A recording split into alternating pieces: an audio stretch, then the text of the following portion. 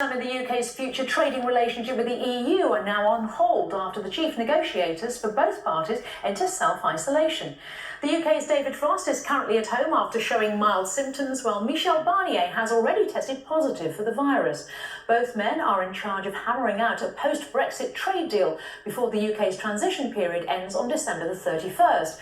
Boris Johnson has maintained he will stick to the timetable despite the pandemic, but European Commission President Ursula von der Leyen said the EU is willing to discuss an extension if Downing Street requests one.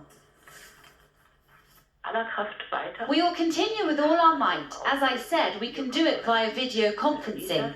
We are open to discussions, but the decision must be made by Boris Johnson's government. Well, for more on the future of the talks, I'm now joined by Professor John Ryan. John, thank you very much for joining us. Well, if both sides aren't around to negotiate, surely that means an extension is inevitable. Well, I think that what we've heard up until recently was that they were not going to do an extension. Now, still voices in Downing Street and other places within the government are saying we still won't look for an extension. There are some other leaks coming out that, briefings that this may be under consideration. So it's a bit like the way the government's dealing with the virus issue. There's a lot of mixed messages. And when you're talking about where we are at the moment, and if you go into any store in London at the moment, the shelves are pretty empty. There's a lot of panic buying going on, and we've got about 60% of foodstuffs that we can actually produce ourselves, but we need to import quite a lot of goods. So this is kind of a trial run for what might happen in Brexit. Remember, at the moment, quite a lot of these goods are able to come through because we're still part of the system while we go through this transition of a year.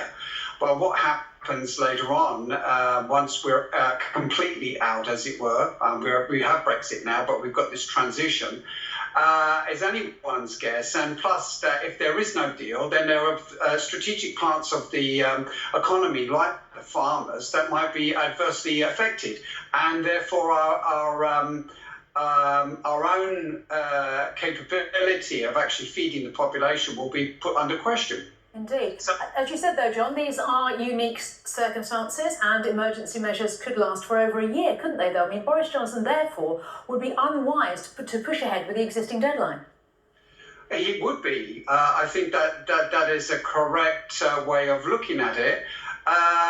The question is that, unfortunately, when we look at what's happened in terms of dealing with the virus in this country, we're on a very difficult, we're on the way to a very difficult 2 or 3 weeks now, where possibly the death rate will go up and the government's lack of response will come under question. And in particular, Boris Johnson has said that yesterday in a conference that 12 weeks, this should be out of the way. Well, no one is actually saying that Europe-wide or globally.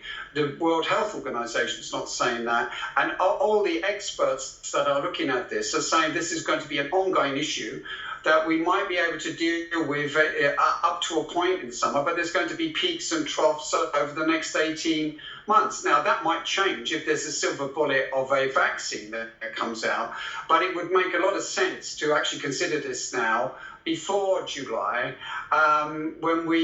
Once we go past that deadline, then we're on a road towards the end of the year. And everyone says that there's no possibility of doing any substantive deal. It was a very, very thin deal that could be made under former circumstances. Now we've got this particular crisis with the virus, etc.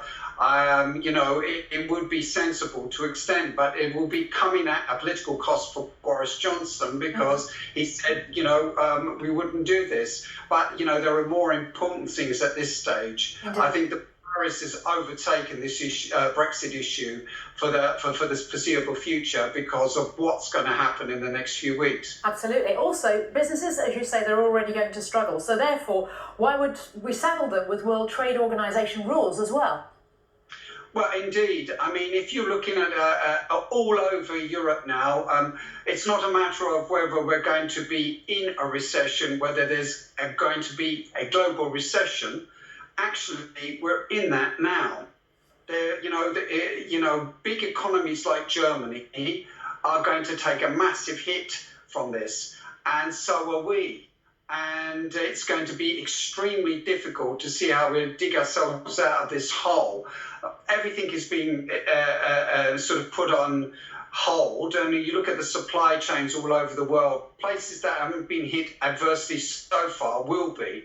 And therefore, we need time to actually recalibrate and actually deal with what's down the line. First of all, with the virus, that's absolutely clear. But as a side issue, to actually say, yes, we'll extend and actually give more time to be able to do some kind of bare bones deal. It's absolutely fundamental that they actually look at this seriously and actually deal with this issue and then get on with the real job that's in hand at the moment in saving people's lives, because we are not really in a good place in terms of the amount of capability we have in this country to deal with the crisis at the moment. That may change, but it's going to be a very difficult 2 or 3 weeks. So therefore, John, finally, Boris Johnson could be staying on script for now, as it seems, but then even Brexiteers would therefore forgive him for changing tack, wouldn't they? Well, I think yes. I think they would, because, loved ones' lives are at stake here. And this is, a crisis that he could quite easily just say, look, this is the situation, this is what's happening, we need to do this. And I think it would be very difficult for many people of substance to actually criticise him for doing that. Indeed. And finally, John, what do you foresee happening over the next 3 months? In terms of Brexit or in terms of the virus or? In terms of both. In terms of Brexit, my bottom line has been since October last year that we'll go out on a no-deal Brexit, because quite a lot of actors within this government are actually in favour of that. In terms of dealing with the virus from a UK perspective, it's, as I've said a few times now, I think the next 3 weeks are going to be crucial, and obviously the signs are that we will have more fatalities as more testing happens and as more people are going into hospital. It's going to be a very, very difficult time, because we didn't seem to learn the lessons that we got from China, Italy and Spain. We've been very, very slow to react, and that's going to cost lives. Indeed. Professor John Ryan, thank you for joining us. Thank you very much indeed.